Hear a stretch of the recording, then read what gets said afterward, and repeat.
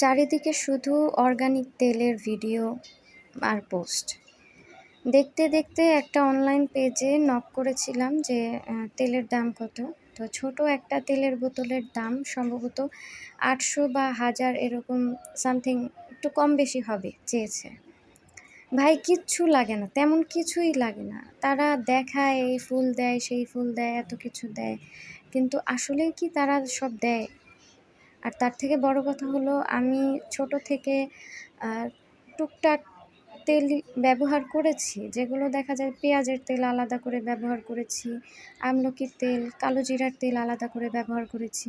তাই আজকে কয়েকটা উপাদান দিয়ে নিজের মতো করে একটা তেলের ভিডিও আপনাদের শেয়ার করলাম, যাতে সবার কাজে আসে। আর এভাবে করে অর্গানিক তেল বানিয়ে নিলে কারো থেকে নিতে হবে না। আমি তো নরমালি ১টা-২টা উপাদান দিয়ে তেল বানিয়ে আগে দিতাম। এবার কয়েকটা উপাদান দিয়ে বানালাম নিজের জন্য। কারণ আমার প্রচণ্ড পরিমাণে চুল পড়ছে, যার জন্য আমি আমার নিজেরই অনেকটা পরিমাণ চুল কেটে ছোট করে ফেলেছি। তাই এই তেলটা বানানো। ইনশাআল্লাহ ঠিক হয়ে যাবে ১ মাসের মধ্যেই।